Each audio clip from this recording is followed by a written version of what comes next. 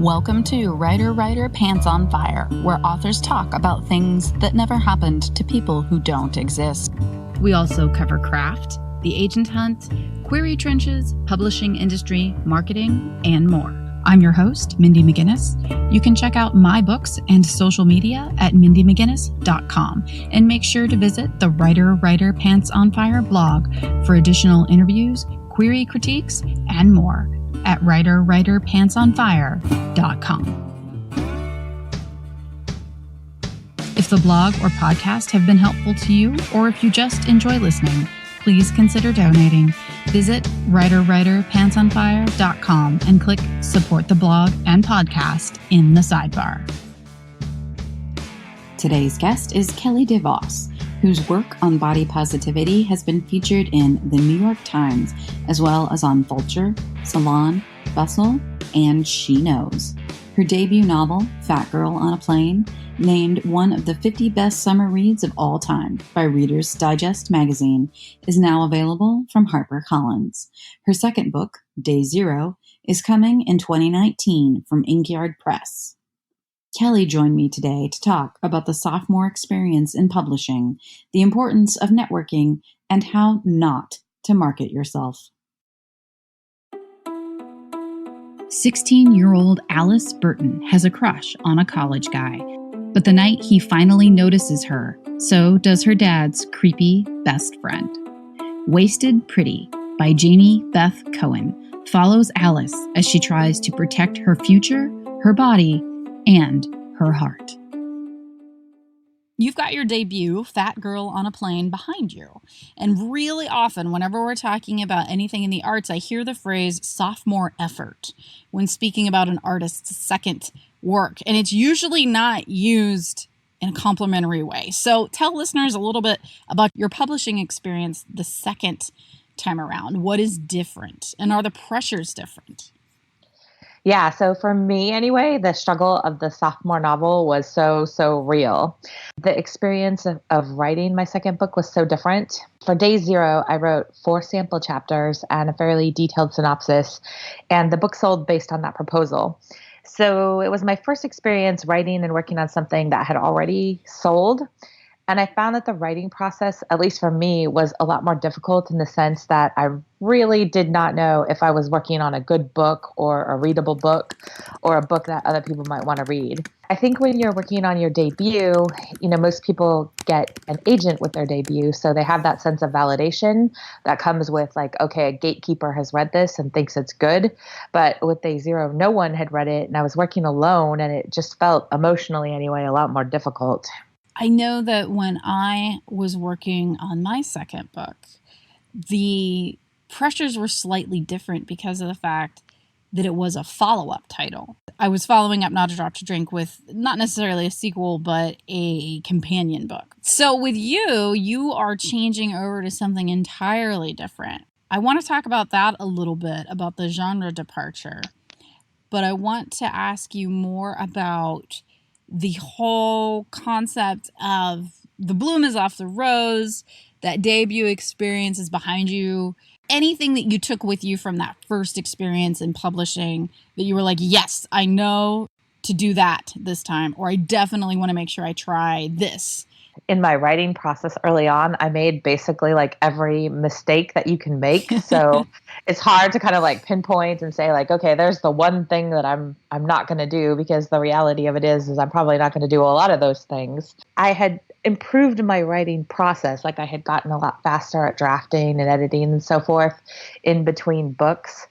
So I felt like there was a lot of learning there, but I felt like what I really got out of debut experience was I had met a lot of really great writers along the way, and I had people to turn to for advice, which I think was what was different from the debut experience, where you're still kind of meeting people and kind of finding, your crowd, or like the table that you're going to sit at in the lunchroom. So I guess that's what was different for me. Yeah, the networking changes entirely. And it continues to change, I can tell you. 2 of my closest friends in the writing world are in my debut group, and we actually met because we were members of the class of 2K13, and we've just stayed in touch, and we do appearances together, and we get together as often as we can. We work together. We talk pretty much every day at this point online. It's a lovely experience. I really do feel like through this process of publication, I've definitely found my people. I feel like I always sound so cheesy, but I'm like, make friends, you know? I mean, every time people are like, what's your advice for writers? I'm like, make friends, you know, find the people whose work you like and tell them that you like their work and, you know, network in the sense of being an engaged member of the community and, you know, get out there and support other writers because I feel like ultimately that's what helps you so much. I mean, as you probably know, like a lot of promotional opportunities come from other writers. A lot of the things that writers get in terms of like going on tour, oftentimes it's like one writer advocates for another. So it really is important to make friends and meet people and find your people. It's very true. And it's one of those situations where networking is a business term, but it's also like fun and friendly. It ends off coming out like it's who you know, but that's not really what we're saying. Just having those connections in the terms of having friends makes a huge difference. So like, for example, just a couple of weeks ago, in fact, I think it was just last week, I drove to Pittsburgh and back in one day because Kit Frick was having a launch party for her newest release. And she asked me to come and I was like, yes, I'll be there. So, you know, it was like I had the opportunity to go into an area and a market that I hadn't necessarily been to before. And Kit wanted to have another author there beside her in order to launch her new title. And I was like, yeah, I'll totally do that. So I drove down to Pittsburgh. We did an event together. It went really well. And while I was there, the staff of the bookstore was like, hey, we've got this event that goes on, a citywide event. It's called Bookish in the Burg. You really should contact the organizers. We would love to have you. Came home, sent the email. The organizer's like, yes, if you're driving distance, you're in. And I'm like, cool. Kit asked me to do this like as a favor. I said yes. And now I've got a whole event planned for the winter that wouldn't have come about otherwise. I think that the important thing is that it's like you make friends. You know, where I always see people getting kind of derailed, they get on a blog and they get like networking advice, which is oftentimes like go in Facebook groups and post 10,000 things about your book, go to an author's meeting and get everyone's email address and then spam them with stuff about your book. Like that's not the same thing as making friends. Right. You know, making friends is about human engagement, being a member of the community, which is a lot different than just like the way that you would go into a scenario like a salesperson. Some of the advice that I see sometimes about like go to an author signing and promote your book to them. And it's like, no, don't do that. Right. Because it's like that's happened to me multiple times. I did at one event where I was presenting and I was actually like doing it for free in order to promote an upcoming event. I showed up and there were like maybe 7 people, which is fine. I mean, I'm not doing it for myself. I'm doing it to promote this larger event over the weekend. And I show up and of the 7 people that were there, 3 of them were self-published authors that brought their own books to hand to me to ask me to read. Oh my gosh. And I was like, cool, good for you. That's awesome. Self-published, get out there, make those connections. But it's like, you know, I was just handed 12 hours worth of reading material. And I tell them, I'm very honest. I'm like, look, I'm not going to have time to read it. If you want to give it to me, I will take it. And there is the off chance that it may catch my eye and I'll pick it up and read it. But more than likely, this is going to go in the free little library in my hometown. And I'm very honest about that. But I'm always like, hey, feel free to email me. I have like a Word document that's like 10 pages long with advice for aspiring writers. Email me. I will send this to you. Listen to the podcast, follow the blog. Like, I am happy to help. But when you're in a situation like that, it's like I use the word supplicant, but I don't mean it in a negative way. I just mean that it's like we're not on an even footing. You know, they're asking me for something. I don't feel like they're wanting to meet me and talk to me. I feel like they want to use me to their own advantage. Well, first of all, like so much love for people that self-publish. Like that's a completely valid authorial choice. And it's got the difficulties of you have to do your own marketing, which Absolutely. is like there's so much bad advice out there for self-published authors. You just know those poor people probably read some article somewhere that was just like, go to an author event and give them a copy of your book so that they can go on their channels and talk about it. And it's Right. kind of like, I mean, I feel really bad about that whole thing because, like, as you know, just among your writer friends who are publishing, like, if you just read every book from a writer friend and Mhm. tried to just keep up on that, it's almost like a full-time job. Yep. If you've got somebody who's coming in and they're a stranger to you, it's like it's a pretty big commitment to say, like, okay, I'm going to put somebody that's I really care about as a person on hold so that I can read this thing that, like, you just handed to me and we don't even know each other. Right. And that's the thing. I totally agree. I have absolute respect for self-published authors. My friends Kate and Demetria, we do indie publishing with anthologies. We put together different anthologies, and we know, I mean, I know how much work it is and how hard it is to get noticed. And I know what the hustle is like and how very, very small the rewards can be. Asking someone that you don't know to read your book in the hopes of them promoting it for you, it's not the best approach because, I mean, like you said, I don't read all of my friends' books, like good friends, very good friends. I don't have time to read all of their books. So no, I'm not going to read a stranger's book. And then also, just because of who I am and the way I was raised, I have total guilt about the fact that they handed me a book because I know for a fact that it cost them money to have this book printed. It probably cost them at a minimum $10 to $15 to have I this book know. printed. And it's like they're handing me something they might be able to sell and make money on, and they're giving it to me for free. And then I feel awful because I'm like, dude, I should read this, but I'm always completely honest. I'm like, more than likely, I'm not going to read this. If you want to give it to me, you can. I never refuse anyone. But Right. I'm telling you 99% I'm not going to get to this. That's like a marketing don't. Honestly, I do think putting your book in a free little library, if you want to give away a book for free and just see if you can get someone to read it and like it and maybe give you a review, free little libraries, man. I love them. When I'm driving through a town and I see a free little library, I have boxes of my books in my car, I will just stop and sign a book and stick it in there. And, you know, see what happens. You never know. Those little ripples, they can really matter. And so that's what I do when someone hands me a self-published book.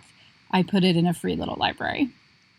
Yeah, but the other piece of the puzzle too is that, like, oftentimes if you haven't done any self-publishing, you don't know a lot about it. Like, I myself have never done any self-publishing, and so if people ask me for advice or promotional advice, I really don't know. I mean, it's a totally different game in terms of what self-published authors can do, and because they can do a lot of things that traditionally published authors can't do. Like, Right. they can do pricing promotions on Amazon or run advertisements, like the things that we can't do because, like, we don't actually quote unquote own the distribution channel of our book. Right. A lot of times I don't know what a good thing for them to do would be. I really just don't know. No, I don't either. You're right. It is a completely different animal. It's like asking a ballet dancer to show you how to do breakdancing. Like, it's the same world where they have a body and they're using it to dance, but that's it. I will say, though, on the marketing don'ts, like, also, if you go to a conference and they give you a distribution list of everybody's email, do not subscribe those people to your email, your Right. e-blast list. Right. I've had probably like 3 or 4 people do that to me recently, and it's kind of like, that is just not the way to market to somebody.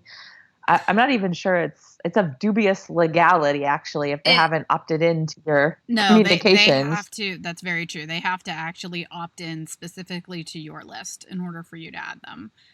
Coming up, jumping genres, but still remaining true to your author brand. So let's talk about your new book, Day Zero. It is a genre departure from your debut, Fat Girl on a Plane. So talk a little bit about Day Zero. Yeah, so Day Zero is a young adult thriller. It's set in a near future quasi dystopia, and it follows a teen hacker, Jinx Marshall, who believes that her father is responsible for triggering a political and economic crisis. So she's pursued by this group of shadowy paramilitary types, and while she's on the run with her step siblings, she tries to learn the truth about her dad. Why the name Jinx? I'm just curious. My mom had a friend in high school, and that was her name. And so she was doing something for her high school reunion or something, and she was like, and my friend Jinx will be there. I'm like, Jinx? Her name is Jinx? I'm like, I'm using that. That's going in a book. So hi to the real Jinx. Hopefully I'll get to meet her someday. So cool. So it is very much a genre departure. It's very different from your first one, which was a contemporary, more about like a culture reflection than anything. So I'm really curious about the audience that you have drawn to yourself with your first book. Do you have any concerns about them following over to the second, since the topic material is so different? I'm really hoping that readers of Fat Girl will like it. What happened was, it was 2016, and I was trying to pitch all of these companion novels to Fat Girl on a Plane to my publisher. And so I had been trying to write this road trip book with these two characters from Fat Girl on a Plane, Cookie and Piper, and they were going to go on this road trip across America because, kind of like we were talking earlier, I really love small town America. So they were going to stop at all these little small towns and kind of go across the country. And then the election happened, and I was just so mad all the time, and I couldn't work on this funny book that was supposed to be kind of like light in tone. And so I started working on the proposal for Day Zero, and I'm lucky that my publisher decided to back it. And I guess how I'm approaching it is, what really interests me is girls and women who are trying to perform in roles that are traditionally dominated by men. So in Fat Girl, we had Cookie. And even though fashion is perceived as a business that is for women, most of the decision makers are still men. In this particular book, I have a teen coder, like a computer programmer. That's something that really, really dominated by men. And so I wanted to kind of have her trying to perform in this environment. And as you know, they talk to us a lot about our author brand. And so I guess that's mine. It's fierce female characters who are for the feminist in all of us. And I think Day Zero aligns with that. So I'm hoping my audience will follow along. Besides your novels, you've written essays for Bustle, Salon, Vulture, and even the New York Times. So talk to me a little bit about that, because that's some freelancing on a pretty high level. How do you go about placing those pieces? Well, I'm so lucky at Inkyard Press to have an amazing publicist. Her name is Laura Giannino. She's amazing. And she secured those opportunities for me. What we did is, a couple times prior to Fat Girl coming out, we had some calls where we discussed my experiences as they related to the book and what might be topical and interesting to editors, and then what I'd be comfortable about writing about. Then she went out and approached the editors with the story ideas. I don't know whether stuff like that moves the sales needle. It's really, really hard for us to track that as authors. I hope so, but I've gotten some good feedback about the articles, and I think it's helped me create more awareness of myself as an author, which I hope will be helpful overall as time goes by. Yeah, exposure is exposure. Plus, you have a New York Times byline. I mean, wow. I wish I could write for the New York Times all the time. Hello, New York Times. I'm available to the New York Times if anyone would like to call me. I'm here for you. Lastly, researching for her prepper novel and where to find Kelly online. The teenage thief Kai has always feared the monstrous soldiers of the Eastern forces. Drugs unlock their basest primal instincts, fueling their savage, deadly nature. When a botched robbery attempt leads to Kai's capture, she ends up inside the fort, forced to begin training as a soldier. But the lines aren't as clear as she once thought, and even monsters can have both vice and virtue. Can she escape with her humanity intact? The Sin Soldiers is a psychological sci-fi adventure by Tracy, Auerbach. Let's talk a little bit more about Day Zero. What kind of research went into this? I'm sure that you had to learn about some kind of sketchy areas of the human experience. Yeah, I did a ton of research. First of all, I had to go to computer camp and do tons and tons of programming research just so I could get that part of it right, because I felt like if I was going to have this character that was really serious about being a coder, I had to know something about it myself. And then the family is this family of, they're like a prepper family. So I had to do tons of research about prepper food and survival gear. We did taste tests of those self-heating ration meals, which are oatmeals and stuff like that. So a lot of it was fun and some of it was difficult. Tell me about the food. What was that like? Okay, like the self-heating meals are actually really good. And so basically that's like, it's like in a foil pack and it's got an apparatus in it that kind of rapidly heats it up. And there's stuff like oatmeal and stew, and those are really good. We got some of like the buckets. They're basically like everything's powderized and then you reconstitute it to eat it. And those were of varying quality. Sometimes like it didn't exactly have the right texture of like whatever it was supposed to be. But I guess if you were really going to starve, it would probably be fine. Well, yeah, that's the thing. Whenever people talk about those, how they taste or whatever, it always comes down to, if you're starving, these taste great. Yeah, you wouldn't order it off. You know, if you were at a restaurant and it was like regular food or this reconstituted meal, I'm sure you'd order regular food, but you could survive on these bucket type things. I've looked before at those types of like all-in-one survival kits and things like that, just at various times in the past with recent news and the things that have been going on. Because I have a really, a very nice old basement, underground. It's a full basement, but it was built in like the 1850s. So this is not like a finished element type of basement.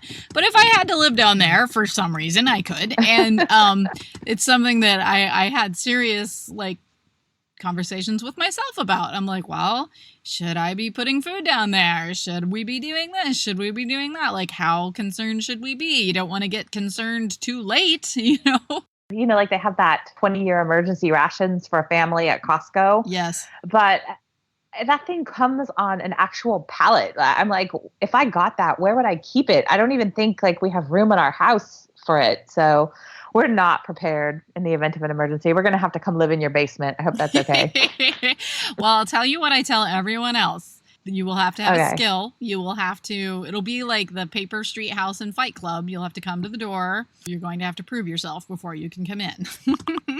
Gosh, I feel like I have no skills. I mean, like, does knitting count?